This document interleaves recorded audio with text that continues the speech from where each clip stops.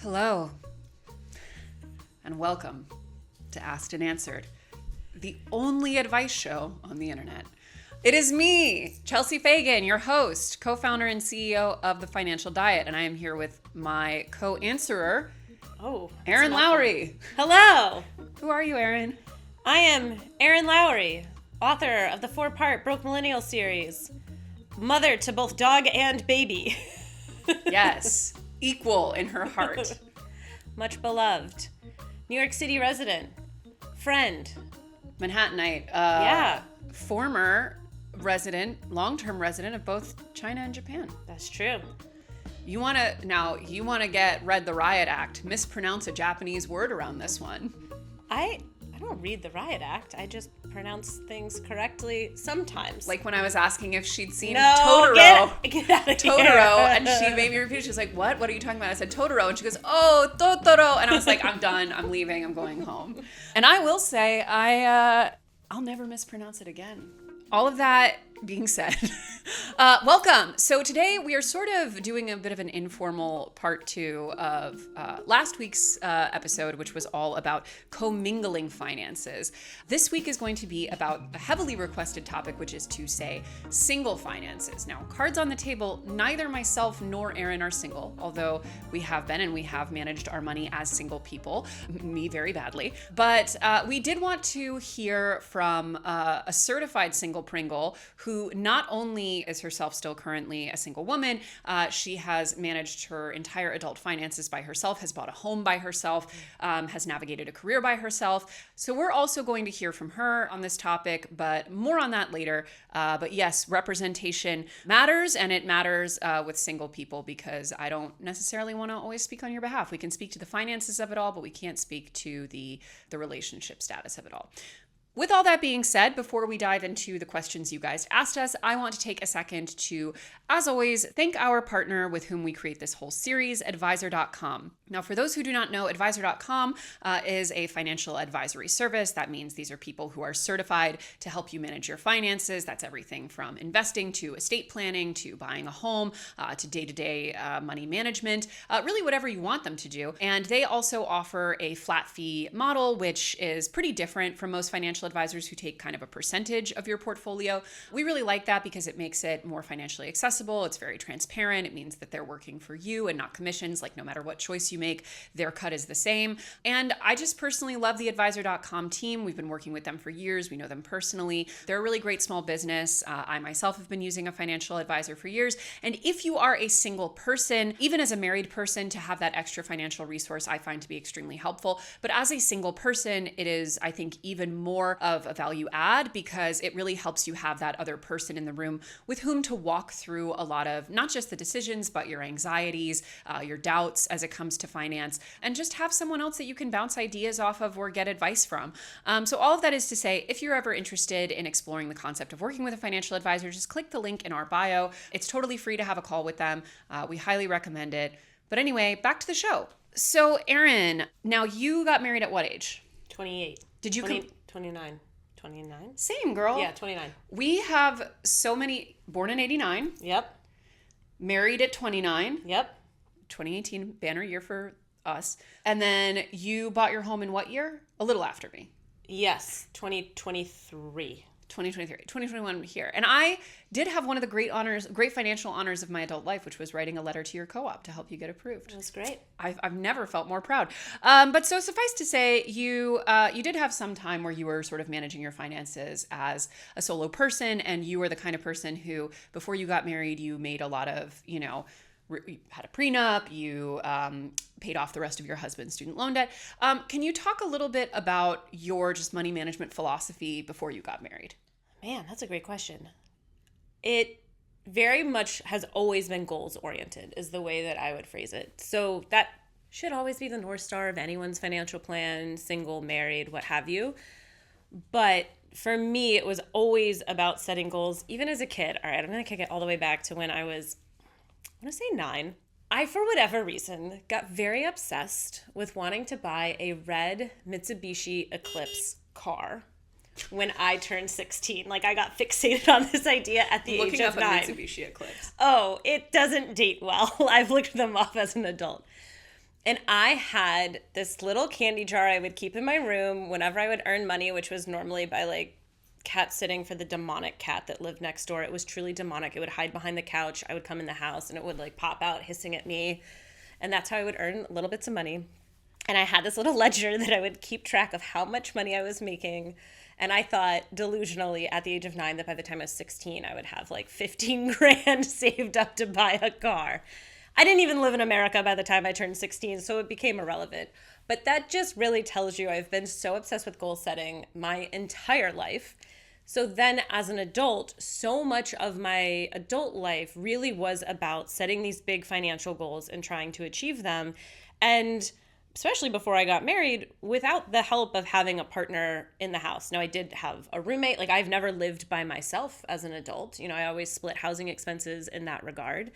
But when I first moved to New York, broke millennial was a very apt moniker. I was not earning very much money at all. I worked many jobs, pilfered a lot of leftovers from a very well-known coffee company in order to like sustain. Like, I just was living this like very sad kind of existence on paper, but I was also thriving in all these other ways because I was so focused on achieving these financial goals. And a big one at that time was actually just about avoiding credit card debt. Like, my whole MO in my early 20s was not to go into credit card debt. Meanwhile, I was not like that before getting married. I was like like at Vanderpump Rules cast member level irresponsibility and bad financial decision making. But, you know, I was just interviewing someone for our May video essay, which is about the consequences of marrying the wrong person. And one of the woman I was interviewing, she didn't even really date until she was 36. Wow. And got married in her 40s. And she was like, you know, for me, like, everything I did, the life that I constructed was always constructed with the knowledge that I was secure alone, and that, you know, it was not a priority for me to get married. If it happened, great. If it didn't, it didn't. It is interesting to think like how, especially for her generation, how radical that is. Like, how few women you even could think of in your own life or in any life. Because even sometimes I think because we're so indoctrinated as women to aspire to the partnered life and to see that as kind of the end game, like, even for women who are single long term, it's so rare to know one who's doing that kind of intentionally, or at least without the, you know, the sort of unspoken framework of eventually this will be part of a partnership. And yet, you know, all my friends who are on the apps in their 30s and dating, they're like, literally every other man who's in his 30s, if not 40s and beyond, that you swipe past is like, not sure if I'm ready for a committed relationship right now. Not sure. Still considering. You want to solve the loneliness epidemic. Oh my God. Be ready for relationships. Or at least have a friend. That's what I'm saying. It doesn't even have to be romantic. Just like commit to other relationships. Well, it's so frustrating. Anyway, I will also tie back to say, for me, so much of my journey was about my parents giving the gift of financial literacy in a lot of ways. Like, they were both, my mom and my dad were very hands-on from a very young age with teaching me and also my little sister how money worked. Understanding it, understanding credit cards, understanding credit scores. And the fact that they had that knowledge in the first place is huge. But that also, especially having 2 daughters, the number of narratives I've heard where it's like, I'll tell my son, not my daughter. Like, women that I know whose brothers got the talk financially, but they didn't.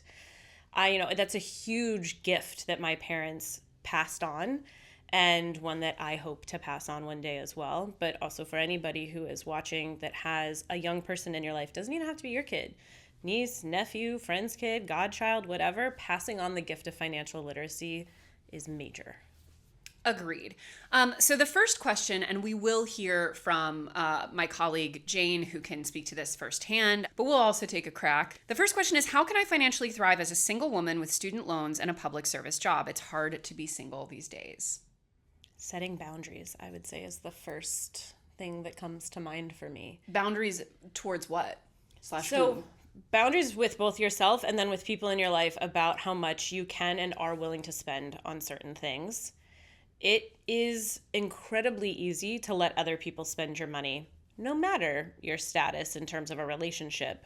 But it is incredibly important when you do not have the person to kind of like buddy up with and help split costs of things. I think a lot about weddings to me is like the big evil when it comes to other people spending your money. And an invitation to a wedding can be a lovely thing. It also can be wildly expensive, including if you're single, and especially if you don't know many people going to the wedding, not having someone to split the cost of a hotel with, not having someone to take on like other pieces of the financial burden with.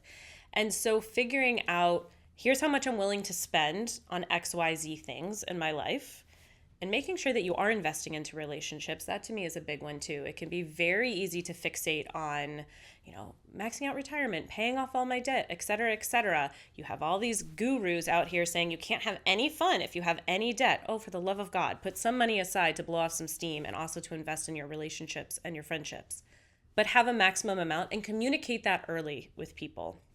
So if a friend has asked you to be a bridesmaid in a wedding, you really want to do it, but there's the wedding itself you have to travel for, the bachelorette party, maybe a bridal shower, also an engagement party, the dress, all of these things add up.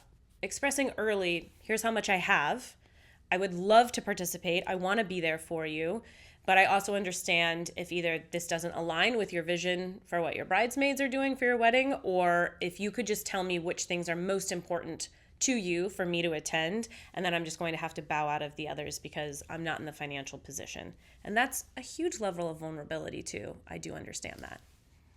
I want to say two things here. The first is about what I was addressing earlier with regards to not sort of even subconsciously living with the intentionality of being partnered, or as seeing that as such a foregone conclusion in the first place that you're perhaps going to enter into a relationship that is not ideal because you would rather be with someone than be alone. In doing the research for the video essay about the consequences of marrying the wrong person. So to be clear, the framing of that video is that marrying the wrong man is the worst choice a woman can make. We address it up front in the video, but I know that there will be so many comments about like, well, it's bad on both sides. It's bad on both sides. It can be. But if you look at the data, it's really not at scale, because for men, almost every single hetero partnership for men is a net positive on basically any metric that you can name. For women, it is very much not the case. And one of the most interesting sort of tidbits from that video that's really stuck with me is that when women marry a man, they, on average, do significantly more household work than they did when they were single, whereas men do the same amount regardless of if they are single or partnered. And I really think, and this is, by the way, irrespective of having children, and I really think it's important to take a step back and think about what that means, because what that means is that for women on average, to marry a man is a net negative as it pertains to the amount of labor they're expected to do in the house, all of the other sort of auxiliary domestic tasks that need to happen. And for the man, literally nothing changes. So you are not, in many cases, on many metrics, you are not actually getting a partner. You are getting a dependent in some form or another. Someone who is now going to, even if they don't intend to, expect you to take on a level of work that you weren't before. Like you're literally, it is adding to your workload rather than sharing it. And I think that really speaks to what you were talking about earlier, is like in, households where there are two genders of children, often the boy will receive a financial education that the girl does not. The reverse is true, right? Women are going to receive a lot of domestic, sort of just passive and active knowledge as they are raised that men do not. And for me, so I have only a sister and my husband has only brothers. Coming into my marriage and coming into dating my husband, name a domestic task. He didn't do it. He didn't know how. He wasn't raised to do it. That's just not how him or his brothers were brought up. When I first started dating him, his mom, when we would go visit his parents, still took care of everything for her grown sons, everything. And his apartment was a shambles when I met him, a shambles. I mean, if my financial state may have been a shambles, but at least I was living in a clean home.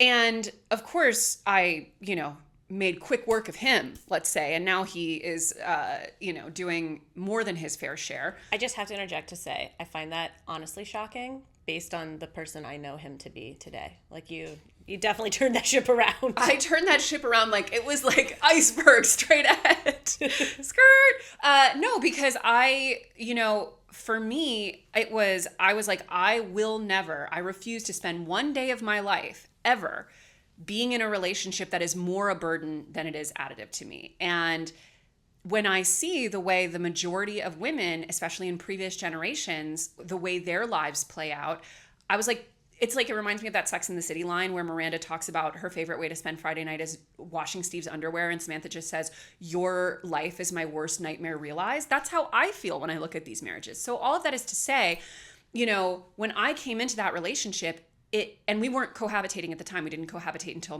like 5 years into our relationship, or 3. But all of that is to say, like, I realized very quickly that because my sister and I, the second we could hold a broom, we were like fucking Cinderella. We were like, having to we were expected to clean our own rooms. We were expected to help with all the household tasks. We were expected to cook, like to be a part of like all of the sort of invisible work that makes a house function. That was just a baseline expectation.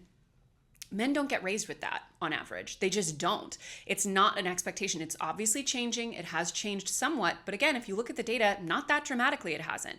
So I think it's so important as a woman, if you date men, to remember that the way that marriage is represented to you in society and pop culture on social media, because people are just showing the highlight reels, I got the ring. They're not showing you what the actual day-to-day breakdown of that looks like. And if you look at the actual statistics, it does not work out well for women on average. So I think that's an important thing to keep in mind, is that it would not necessarily elevate your life. And in many, if not most cases, it would detract from it. Second, and I think this is the most important thing anyone can do. I cannot speak to this as a single person, but I can speak to it as a woman who does not want children. And this is not to call anyone out. The 20 minutes before we're talking about, dilation and towels and placentas. You don't have to want kids ever. Like you don't have to justify, I guess is my feeling. I know you're not, but I'm saying anybody watching, I think sometimes it has to be like, I don't want them because you don't need to want kids. That's fine. Oh, no. And I never do and never will. If people get upset, like Chapel Roan style, about someone saying that, motherhood looks hard and sad and they're like, don't want kids, that's on you for getting upset that somebody else's journey is different from yours. There's no need to get worked up about somebody else's opinion of motherhood, which is objectively positioned as hard because society is making it such. Totally agree. My point with that, though, was that if you are making a choice that is in any way deviating from the norm, like in so many ways, big and small, like every woman in my life has kids for the most part, like 90% of them, or they're planning to, and they're about to, and they're getting tested. What do I have? Blah, blah, blah. Like it's a whole thing. And when you are part of that norm, it's like the air you breathe. You don't even realize how much it just becomes a baseline part of how people connect, how they socialize, what they talk about.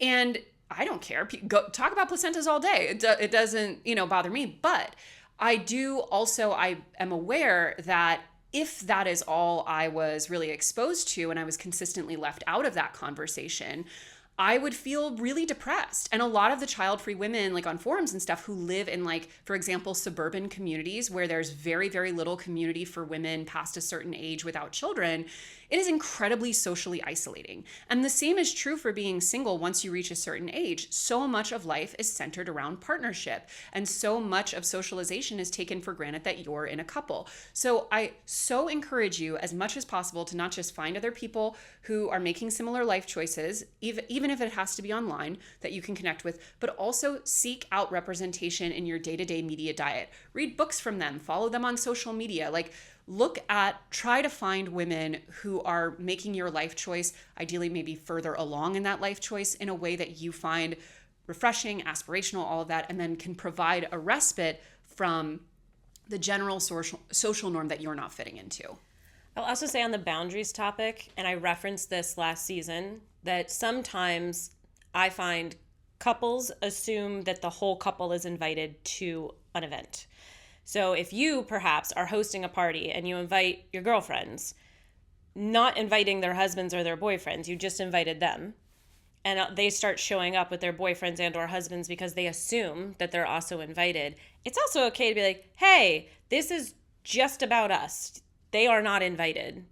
And it's very appropriate to set those boundaries. And also, couples who are watching this, for the love of God, do not assume that both parties are invited to something if it was really sent to just one person. Like, have a dialogue about that. It shouldn't be an automatic assumption. 100%. But don't take it from us. Let's hear from our resident single diva. Hello, single diva here, clocking in for my shift. First of all, I just want to say, my sister, I hear you. It is really tough to be single these days, especially, it's summertime. I see everyone traveling and I wish I could travel more, but I don't have anyone to split the hotel and dog sitter with. So there are sacrifices that you make for choosing to live on your own for sure. And then of course, like the less fun things, like I think about how much money I would have saved over the years if I could have been splitting expenses with someone long term. It's like, I actually can't even really go down that path too far because it's like a transformative amount of money. So I completely understand. It is really tough to do it all on your own, especially when you have student loan debt and work in a field that isn't necessarily known for paying the big bucks. So I guess if I, aside from just standing in solidarity with you, if I could give any advice, I think Erin nailed it by reminding you to set boundaries. But I also think that it's important to extend a lot of grace to yourself, especially because when you think about it, like we are the first generation that has the privilege of being able to decide if and with whom we want to be in relationships with. Like our mother's generation didn't have that luxury. Women weren't allowed to, I think have their own credit cards until sometime in the mid 70s. I don't know. Someone can fact check me on that. But the point being, like, we're the first generation to be doing this on our own. So we are really kind of blazing the path here. And I think that that is something that definitely keeps me going because I feel really fortunate to be born in this generation for that reason. But yeah, putting myself in your shoes, like to be totally honest, I did not have student loan debt. My parents paid my entire college tuition, which is incredibly generous and fortunate position for me to be in. So I can't necessarily relate to that aspect of your situation. And I also have never worked in the public sector, but I have always worked in media, and my first couple of jobs out of college paid horrendously low salaries. So I think something that helped me, early on was having roommates and having no shame about that. I think, I don't know where you live, but where I live in New York, it's an extremely high cost of living area. And yet there is still a stigma associated with having roommates, especially after a certain age. But listen, it's not ideal to be, sharing your space with roommates. I get that. But I think, for as long as it makes sense for you to be able to split the bills with someone that maybe it's, not a partner, but it's just someone that you live with, just allow yourself to have the grace to do that as long as it makes financial sense for you. And then something else I think that's a worthwhile exercise is really understanding the way that you use your time and seeing if you can leverage time as a resource. So by that, I mean, when you're single, you have a lot more flexibility typically in deciding how you use your time. So for example, like I'm not picking up kids at soccer practice every Sunday. So I have, typically one full day per weekend that I can just use for myself. And I tend to use that time pretty productively by, meal prepping for the week ahead. And that is something that I do that feels really natural to kind of integrate into my life and my lifestyle so that I'm able to save money on food. I think that's like the number one category where I'm actually pretty good about saving money. And I never really order takeout because I'm using the time that I do have to take care of myself and make sure that, I have food and meals prepped throughout the week. So I'm never in a pinch in that way. So that's one area where I've been able to save money really successfully. And then also just like with my hobbies, I'm someone who's very athletic. I like to work out. So a lot of times I'll just like go for a run in the park, which is totally free. I also love art. A lot of museums here in New York are kind of pay what you want. So that's a really affordable activity. Galleries are often completely free. And that's another element of kind of a time audit. How do I like to spend my time and how can I find ways to do it affordably? But yeah, just to tie a bow around this, like I totally get it. It's not easy, but it is really cool that we are able to live this way. Next question asks, how can I protect my financial stability as a single person? I am 40 plus with a 401k and an IRA. Great start. I would love Hats off, Diva. more. Yeah, I would love more context in terms of protecting your financial stability. Continuing to contribute to your future is huge because, again, kind of harkening back to the last question, if you are not interested in being in a couple, or maybe you do, but if that's not necessarily the goal here, and it shouldn't be, then you want to structure everything as if you are just supporting yourself. The other caveat I will also add, if you have aging parents, you should have a conversation about whether or not you are going to need to provide financial support, because that might change the overall picture of how you are investing for your future, the timeline on your investments, how much you have in cash, all of that. So definitely get a good sense, particularly if you don't have siblings who could help shoulder some of that financial load for you, or if you have siblings who maybe could be near mom and dad to provide a lot of the hands-on help, but you are not there physically, but you could provide some of the financial help. Having these conversations with family early so no one gets blindsided later on is incredibly important. And I love that you have a 401k and an IRA. That's a pretty long-term goal. So the other big thing too is thinking about what are more of your short and medium-term goals that you have for yourself. How can we be funding those, setting yourself up for success, and also just putting yourself in a position that if you do ever end up partnered with someone, you're not dependent on them or relying on them in any sense. One thing I think is also very important to consider as a single person who presumably lives alone is a long-term care insurance. Now, I want to be very clear. Let's take it back to the stats. If you're a woman married to a man and something happens to you that requires long-term care, do not count on that man to be that long-term care provider. The stats on that are grim. Men, when push comes to shove, on average, do not step up and provide that care, whereas women very frequently end up what my interview guest in the video essay refers to as hospice wives, taking care of men and staying with them and staying loyal to them, because apparently when men and women are at that altar and they make them say in sickness and health, I guess they're crossing their fingers behind their back during that. So I actually think that long-term care plans, if anything were to happen, especially if you have any predispositions, are something important for everyone to consider, especially women. But as a single person, it is very important to remember that you may not have the typical infrastructure of even two incomes who can help support if something were to happen to you that, for example, might affect your ability to earn money. So I do think that's something that I would really consider in terms of my financial planning, as well as, go ahead. That means disability insurance. Yes. Yeah. Disability insurance. Yeah, to clarify. So long-term care insurance is different from disability insurance. Both are important policies to look into, and the younger you are for either of them, the better deal you're going to get. Yes, I apologize. Let me be clear on those terms. But either way, and again, I think that those are all important things for everyone to consider in their estate planning, because you can live for a very long time without the ability to earn for yourself. And as we've had, previous guests talk about on the financial confessions, like disability in this country essentially condemns people to live at the margins of poverty. So that is something really important to consider. Another thing though, like Erin said, in terms of thinking about, what you want to do in the shorter to medium term with your financial flexibility and freedom. So one thing I really encourage everyone to do is try to find what is uniquely wonderful about your own life choices, because I think we often think in terms of what we're missing out on, what we can't do, what is not accessible to us. Rather, think in terms of what is accessible, what so many other people don't have the freedom to do that you have the freedom to do. And there are so many of those as a single person. So many. Think about how many people get divorced and they're Nicole Kidman walking out of that divorce office. We can put the meme up on screen, just oh, I'm free.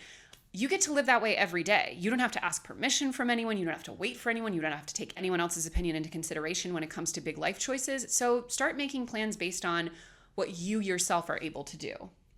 You don't have to make plans and check in with anyone else ever. That's one of my favorites. When my sister, who is not partnered, listens to us plan out a week or meal plan or do any sort of prep, she's like, yikes, your whole life is logistics, which I think sometimes people forget that that's part of being in a couple a lot of times, is having a lot of the logistical back and forth conversations when you're single. Yes, relish in being able to make all of these choices and decisions purely based on what you want. 100%, 100%. Hey, single diva here. From one single diva to another, I just gotta say, it sounds like you have retirement on lock, which is really impressive. Very proud of you.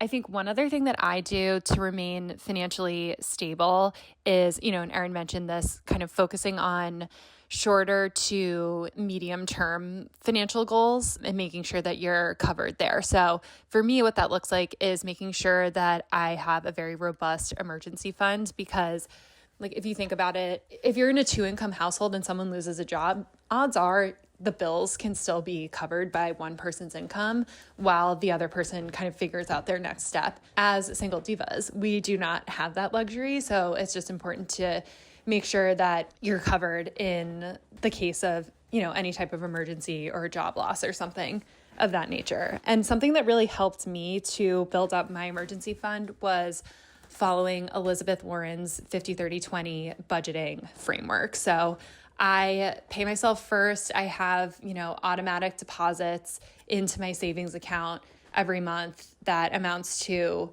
about 20% of my income. Right now, it's about 27% of my income because I have some bigger goals that I'm saving for currently. But yeah, I would just say making sure that you are taking care of yourself in the shorter term as well as the long term is really important for financial stability. Okay, the next person asks, I was wondering what advice you have for an older single man with no children. I'm 59 and have a good amount of retirement savings, but I wonder sometimes what would happen to me if or when I have a major medical problem or become unable to care for myself. I also wonder who will deal with my estate and funeral and things like that. I don't want to be a burden on family members like my sister or brother. I have considered seeking out a marriage of convenience, but this seems like a risky idea. I enjoy living alone and don't really want to be in a new relationship at my age. I know this is a big question and maybe not your specialty, but any tips you can give me would be appreciated. Okay, I mean, straight up, I don't have any financial advice or wisdom to impart in this segment of the conversation. But what I will say, sir, is that I think it's really cool that you know yourself so well and are, confident in your decision to live on your own, even into your older age. I feel really fortunate to have been raised in a family where I have family members and role models who have either never gotten married or never had kids, because I think that helps me to feel a lot more confident in my status, I guess, as a single person, and not feel like I have to kind of rush into a marriage of convenience, to borrow your own phrase here, for any reason. I get to decide what I want to do with my life, and I've seen other people model that for me. So just consider that, I totally understand where you're coming from and worrying about being a burden on your family, but also consider that you might be really inspiring to the younger people in your life. A marriage of convenience sounds like you don't want to burden your loved ones, so you're just going to burden this person you're marrying. I know. I don't love that framing. And especially, bringing up the hospice spouse angle of it. I like the aforementioned reference to long-term care insurance at, you said 59? Mm-hmm. It might be a bit expensive at this point. Unfortunately, it's a lot harder to lock in good rates on long-term care insurance compared to about a decade ago, but still worth looking into, seeing if that makes sense as an overall part of your estate plan. Having an estate plan is a huge part of this, and making sure it is very clear what you would want in case of your funeral, what you would want if you're incapacitated and unable to make decisions for yourself. Having conversations with the people that you would deem an executor of your estate so that they know that it's coming, they know exactly what you want, it's all in writing. That's not a burden, particularly for people who love you. Having the paperwork, the information, having it all squared away so that it is very clear what you want, where things are, who gets what. You're not leaving people to guess. I think that is one of the greatest acts of love we can do for another person, is making the end of our life the least stressful option for other people, simply because if other people are grieving, the last thing that they want to be doing is figuring out and guessing and, going through all this tedious paperwork to try to find information. Or if you just have it clear and precise, great. And if you have a really healthy retirement account, you have money set aside for potential issues that may arise, like needing to go into whether it's memory care, physical rehabilitation options, having an in-home aid, all of these things, You throw money at that problem in a lot of ways. And so if you're setting yourself up financially to be able to do that, and you're also communicating with your loved ones about what you would want, don't think about yourself as a burden. Yeah, it sounds like you're the furthest thing from a burden. And the truth is, even though it's the worst case scenario for, upon losing a loved one being mostly mired in logistics and finances, that's the reality of most deaths in this country. So to even plan about it this way is very gracious. One thing I would really encourage, you say you're happy alone, you don't really need to find a partner. That's amazing because it means you're completely free and unencumbered and not feeling like you're missing out on something. One thing I would really encourage, though, is to try and find at least one or two projects or causes that you really care about, because the reality is the vast majority of people, when they have children, they just leave their money to their kids. I mean, they might, put a few bucks here and there, but the general goal is that I'm going to, leave this estate so I can bequeath it to my son or whatever, unless you're going the Bill Gates route and giving 99% of it away, which I think should be done forcibly by the government. But until that happens, people are at their discretion, and estate taxes are very insufficient in this country. So people can just, here you go, kid. You don't have children to directly give it to you. And of course, you might have nieces or nephews or grandnieces and nephews that you would like to leave something to. But one of the benefits of not having your own children is that you get to be very sort of, you get to start from a value neutral position of where would I like to direct this privilege and this money and this energy? And it also, while you're still kicking, which it sounds like you have quite a long time to still be around, gives you a lot of, places to direct your energy, community, like-minded people. So I would really try to find a cause or two that feels like also a worthy use of your estate. Also, I wish that all parents thought the way that you think. Because the number, the level of kindness and graciousness and empathy and compassion you are having for all of the loved ones in your life is so much higher than so many parents who just sort of assume well, you're my offspring, therefore you are obligated to do X, Y, Z, even if they had a very unhealthy, contentious relationship. And the amount of burden that puts on a lot of young people. Your children should not be your retirement plan, your financial plan, your aging plan, in the sense that it's great to have support from family, but to also be unfairly burdening your children in a particular way because of maybe how you lived your life or the financial choices you make. Also, I'm using the royal you, certainly not you, the asker. It's an incredibly unkind thing to do to children. And just because you brought them into this world doesn't mean that they should be obligated to handle everything for you because you chose to make bad decisions. My number one biggest pet peeve argument that people will make when you don't have children: who's going to take care of you when you're older, who's going to spend holidays with you, who's going to blah, blah, blah, blah, blah. Also, children are not a guarantee of any of that. Look at the stats. Most people who are in long-term care, retirement homes, things like that, they get visited by no one on an average year. No one. And those are mostly people with children. Also, the fact that they're even in those homes to begin with, when most of them have children who theoretically could take them in. They don't. The nuclear family has so thoroughly fractured in this country that there's absolutely not far from a guarantee that your children are going to take care of you. On average, it's actually unlikely that they will. And when I look around my friends who have aging parents, at least half of them, if not more, are financially very burdensome. They're also severely Fox News poisoned and impossible to have a normal conversation with. And a lot of them are on the spectrum of low contact, semi-estrangement. They don't see them very often. There's an enormous rupture in this country between aging boomer parents and their millennial/Gen Z children. It is a massive problem in this country. And not that, that's a reason not to have children. It's just a reason why it's so important to remember that this assumption that your children are just always going to be there for you is fallacious. If there's one thing that this generation, I think, has really established for the better, it's you don't get totally unfettered access to treat your children however you want and then just expect them to be a never-ending source of care and companionship and money. Which is just to say, if you have kids, treat them kindly. Treat them kindly, and also don't have them out of an expectation that they owe you something. They didn't ask to be here. They did not ask to be here. You chose to have them, so they do not owe you anything. You owe them something. Asked and answered. You know what? Asked and answered. I think we're going to see some debate in the comments on this one. Oh, really? Over what? What do you think? Well, I love a multi-generational house. I love the idea of that being a norm. But again, only in the sense that it is a healthy place for everybody that's in the multi-generational home. And I do think that a lot of people do feel this strong obligation to care for aging parents, kind of regardless of what they did. And it's just also very complicated when you are partnered, because you do not know how a partner might react, even if your partner has long been estranged from their parents.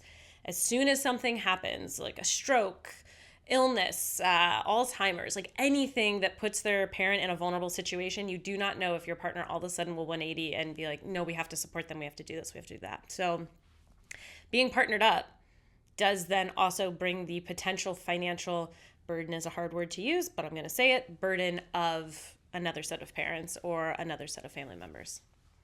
Absolutely. Yeah. And as someone who regularly watches Showtime's couples therapy, let me tell you that the phenomenon of being subjected to a truly horrendous and tyrannical parent-in-law who shows no respect for the family unit, and even less so for the spouse, very common, very, very difficult. But yes, I mean, we have plenty of data that shows that ideally intergenerational living is a great way to live and can be very beneficial and additive to all parties. It just, that sort of presupposes that people are treating each other with respect, that they're kind to each other, that they have, any level of basic decency, which is not a foregone conclusion, especially, again, in the context of rampant Facebook brain poisoning, where people can't even be civil to each other. Did you read that? This is a complete side note, but I want to end on this because it's been knocking around in my head for the past few days. Did you read that Times article where they interviewed a bunch of people who voted Trump? Mm-mm. I mean, there's a daily episode that's queued up in my podcast. Oh my God. I mean, it was a range of things. Surprise, surprise. A lot of people are like, we didn't expect the tariffs and the expensive and the eggs and whatever. I mean, why? He said he was going to do it. Well, in that interview, he spilled when he was like, they did vote for this. This is exactly what I said I was going to do. He did spill with that one. But what was interesting to me is how many people flat out said that they were okay to go through with the economic distress and personal impact because they were happy to see things like mass deportations and the El Salvadorian camp. And that essentially, if you're hurting the people I don't like, it's worth being hurt a little bit myself as collateral. To which I say, where we go from here, buddy? And that's the reality of a lot of boomers in this country now. Yeah, it's horrifying. It's horrifying. So anyway, on that light-hearted note, thank you for joining us for this episode of Come on, we can't end like that. Why do we keep ending in the worst ways? Well, we live in dark times. We live in dark times, and honestly, if you're in some ways, if you're a single woman, maybe there's even more benefit now than there usually is because, we're moving toward a situation where women have less and less autonomy, and if you're in the wrong marriage, that immediately becomes quite exacerbated. I guess that was still a sad note. Yeah, wow, that might have just a different kind of dark, What? Tell me about a cute thing your baby or your dog did. No, we don't need to go to that well. Oh, I will say a great financial goal, though, that I had as a single person was to be able to get a dog. Like, that was a huge win for me. So when I got my first dog, almost exactly a decade ago, that I remember being, like, talk about short and medium-term financial goals. That was the one thing I knew. Some people feel that way about kids. Like, my life won't be complete without a kid. I did not feel that way. I was like, if I don't have a dog, my life will have been incomplete. And being able to financially afford to have a dog, and I had a rescue dog, and then he was a senior dog and turned out to have all sorts of medical issues. And even through all of that, to give him a great final 3 years of his life, it's still like one of my biggest financial accomplishments ever. That's lovely. Also, my husband's out of town for work all week, and every day when I come home too, and I try not to leave her alone more than a couple hours right now because he's gone, but when I come home and she's just like, hello, my best friend, you're back. Hello. I'm just like, how do people without dogs do it? Like, to just have a best friend who just like has a borderline mental breakdown with excitement and happiness every time they see you. It's so wonderful. Are they maybe overly attached to us? Sure, but that's okay. Listen, as long as you treat them right, whereas I actually think people who treat dogs badly, that is, to me, you deserve the worst fate possible because you've taken a creature that gives you unconditional love no matter what. Again, with trust. the negative note, like maybe well, it was saying, they deserve the world. They do deserve the world. Friend to all dogs, asked and answered the show. Yes. All right, guys. See you next week. Bye.